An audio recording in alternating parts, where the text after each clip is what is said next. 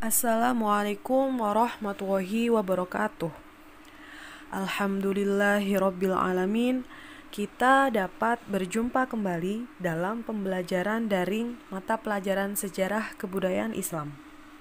Bagaimana kabarnya kalian hari ini?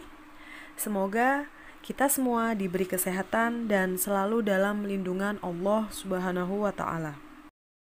Sebelum pelajaran hari ini dimulai, terlebih dahulu kita bersama membaca Ummul Quran. Semoga pelajaran hari ini bermanfaat dan barokah. Al-Fatihah. Pada masa pemerintahan Daulah Umayyah, telah terjadi perkembangan yang sangat luar biasa dalam sejarah peradaban Islam. Kemajuan tersebut tentunya tidak terjadi begitu saja. Perkembangan yang tercatat dalam berbagai bidang kehidupan tersebut lahir dari kerja keras, kegigihan, serta perkembangan pemikiran yang layak untuk diteladani. Melanjutkan pembelajaran di minggu lalu yaitu tentang perkembangan peradaban di masa Daulah Umayyah. Pada minggu lalu kita telah membahas tentang yang pertama perkembangan di bidang sosial dan yang kedua yaitu perkembangan di bidang budaya. Nah, untuk hari ini kita akan membahas tentang perkembangan peradaban pada masa Daulah Umayyah, yaitu yang ketiga mengenai perkembangan atau prestasi di bidang politik militer. Oleh karena itu, selalu simak pembelajaran pada hari ini dan jangan lupa untuk mencatat semua materi yang kita bahas hari ini ya. Yang ketiga yaitu pengembangan peradaban Daulah Umayyah di bidang politik dan militer. Salah satu kebijakan politik yang terjadi pada masa Daulah Umayyah adalah terjadinya pemisahan kekuasaan antara kekuasaan agama atau yang disebut dengan spiritual power dan kekuasaan politik. Jadi Amirul Mukminin hanya bertugas sebagai khalifah dalam bidang politik, sedangkan urusan agama itu diurus oleh para ulama. Kemajuan bidang politik militer pada Daulah Umayyah terukir dengan terbentuknya 5 lembaga pemerintahan, yaitu yang pertama ada lembaga politik atau yang dikenal dengan An-Nizam As-Siyasi. Nah, dalam bidang politik ini pemerintahan Daulah Umayyah menerapkan organisasi politik yang terdiri dari pertama jabatan khalifah yaitu kepala negara, kemudian wizaroh. Wizaroh itu adalah kementerian, kemudian ada kitabah. Kitabah itu adalah kesekretariatan, dan hijabah. Hijabah ini adalah pengawal pribadi dari khalifah.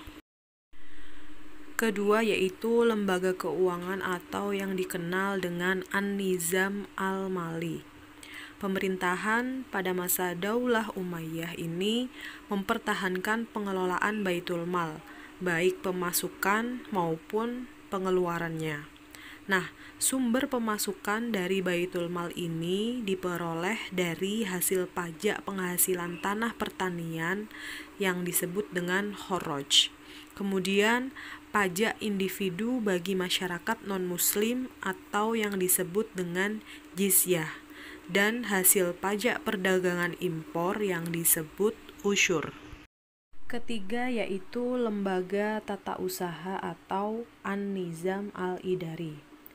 Dalam kelembagaan tata usaha, Khalifah Daulah Umayyah membagi wilayah kekuasaan antara pemerintah pusat dengan pemerintah daerah. Pemerintahan pusat ini dipimpin oleh Khalifah, sedangkan pemerintah di daerah dipimpin oleh gubernur yang disebut dengan wali. Selanjutnya keempat ada lembaga kehakiman atau yang disebut dengan An-Nizam Al-Qodai. Dan kelima yaitu lembaga ketentaraan atau yang disebut dengan An-Nizam Al-Harbi.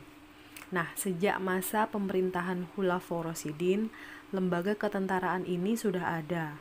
Akan tetapi perbedaannya pada rekrutmen personil.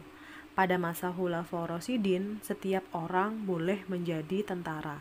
Sedangkan pada masa Daulah Umayyah hanya diberikan kepada orang-orang Arab saja. Pada saat itu juga telah dibentuk Dewan Sekretaris Negara atau yang disebut dengan Diwanul Kitabah yang bertugas mengurusi berbagai macam urusan pemerintahan. Dewan ini terdiri dari 5 orang sekretaris, yaitu 1. Sekretaris Persuratan atau Katib Ar-Rosail, 2. Sekretaris Keuangan atau Katib Al-Khoroj, 3. Sekretaris Tentara atau Katib Al-Jun, 4. Sekretaris Kepolisian atau Katib Al-Syurtoh, 5. Sekretaris Kehakiman atau Katib Al-Qodi.